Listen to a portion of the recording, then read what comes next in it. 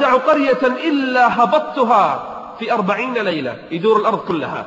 قال غير مكة وطيبة فإنهما محرمتان علي كلتاهما، كلما أردت أن أدخل واحدا استقبلني ملك بيده السيف صلتا يصدني عنها، وإن على كل نقب ملائكة يحرسونها. فإذا بالنبي معه عصا، الحين هو قاعد يقص القصة الرسول والصحابة في المسجد وبيده عصا، فضرب بالعصا على المنبر وقال للصحابة: هذه طيبة، هذه طيبة، هذه طيبة، ألم أخبركم بهذا الخبر؟ مو قلت لكم هذا الكلام؟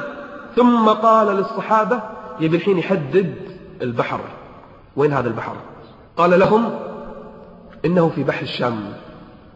ثم قال: لا، ليس في بحر الشام. أين؟ قال: إنه في بحر اليمن. ثم قال: لا، مو في بحر اليمن. شفت الجزيرة؟ بقي الآن هو في المدينة الآن. قال بحر الشام، يعني البحر المتوسط صوب الشام أو البحار اللي عندهم. بعدين قال لا، بعدين قال بحر اليمن يعني في الجنوب. ثم قال لا، ثم قال لا، بل من قبل المشرق، من قبل المشرق، من قبل المشرق. وما مشرق المدينة؟ وأي بحر في مشرق المدينة؟ وسوف يخرج في ذلك المكان. ويقولون، سوف نذكر الآن بالضبط أين سيخرج وفي أي مكان وأين سينتقل ومتى موعد خروجه.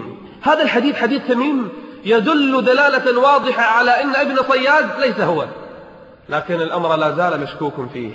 ربما يكون هذا شيطانه وهذا جسده، وربما يكون هذا مع هذا يتنقلان، والله أعلم، والعلم فيه عند الله جل وعلا وحده.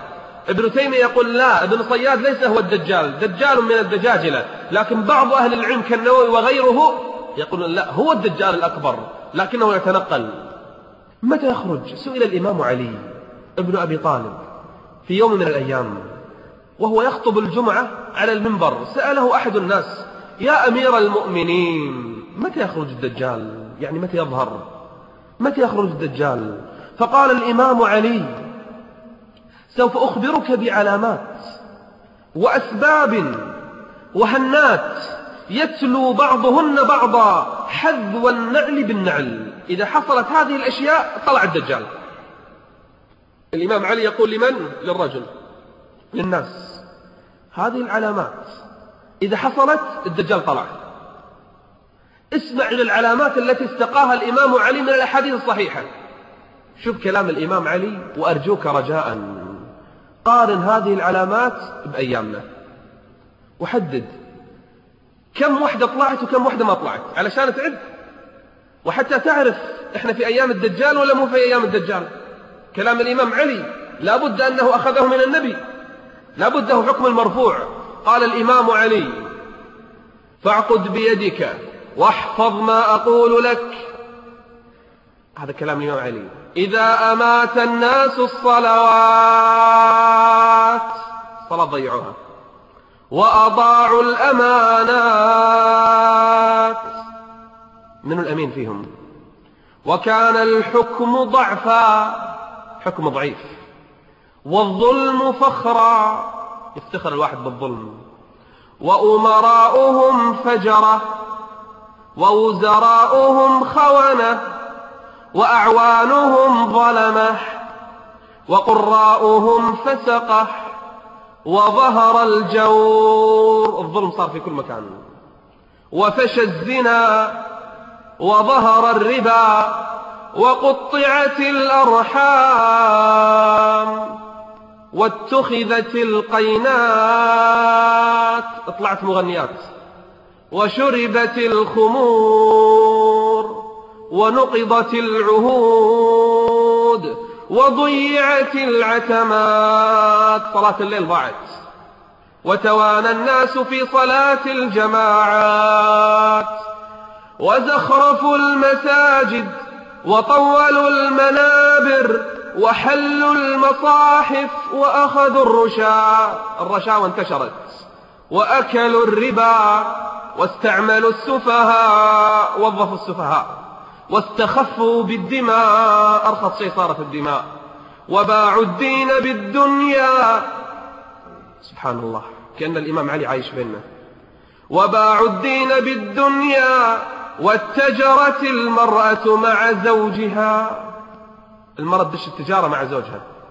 واتجرت المرأة مع زوجها حرصا على الدنيا، وركب النساء على المياثر. دواب فاخرة. طبعا الإمام علي ما يعرف شيء اسمه سيارات، لكن يقول في دواب غير دوابنا، مياثر النساء تركبها. وتشبهن بالرجال، الجنس الرابع. وتشبه الرجال بالنساء، الجنس الثالث.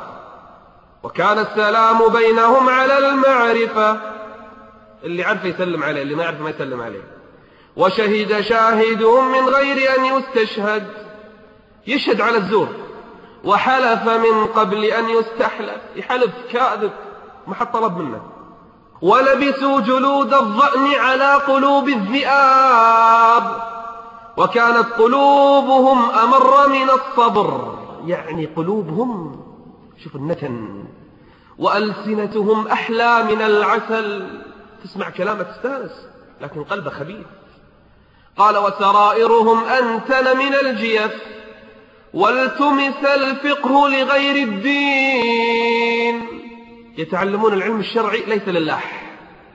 والتمس الفقه لغير الدين، وأنكر المعروف وعرف المنكر.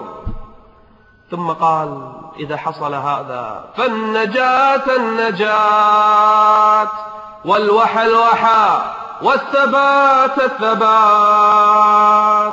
أسألكم بالأمل الذي بقي. الإمام علي يصف وقت خروج الدجال وزمن ظهوره وزمن خروجه بين الناس. علامات، إذا شفت واحدة خف، إذا شفت ثنتين يزدد الخوف. طيب إذا كانت أكثرها ظهرت ماذا نقول وماذا نصنع؟ أين سيخرج؟ يخرج خلح، منطقة يظهر فيها بين العراق والشام، وأول ما يخرج من منطقة اسمها خراسان.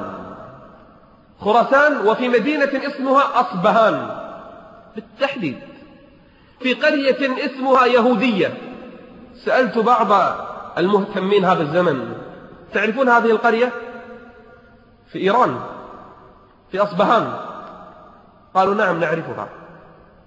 قلت أفيها يهود؟ لأن الحديث يقول يخرج معه يهود أصبهان 70,000. قلت فيها يهود؟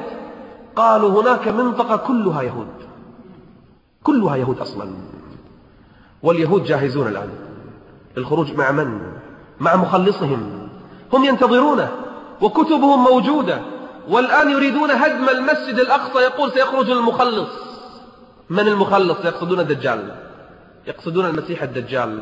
يظنون أنه سيخلصهم لكنه سيرديهم. يتبعه 70,000 من يهود أصبهان، عليهم التيجان والطيالسة، عليهم ملابس وعليهم تيجان. 70,000 يخرجون، وأغلب أتباعه يهود، أعاجم غير عرب، ونساء. النساء أكثر أتباع الدجال. لما؟ لضعف عقولهن ولتأثرهن ولخوفهن ولعاطفتهن ولقلة علمهن. علم أهلك، علم نسائك من الآن، علم أهل بيتك، لأنه إذا خرج الدجال في بعض الروايات وفيها ضعف سيكون إعلانه في الكوفة، وما كان النبي يعرف عن الكوفة شيئا، لكنه قال للصحابة في منطقة، في رواية فيها ضعف لكن قد تصح، قال في منطقة اسمها الكوفة، ويا لقربها بالنسبة لنا، إنها مسافة قصيرة. ولهذا أشار النبي إلى المشرق، قال من قبل المشرق سيخرج، من قبل المشرق سيخرج، من قبل المشرق سيخرج. فإذا خرج الدجال قال الله جل وعلا يوم يأتي بعض آيات ربك، إما الدجال أو طلوع الشمس من المغرب أو الدابة، إذا خرج واحد من الثلاثة. يوم يأتي بعض آيات ربك لا ينفع نفسا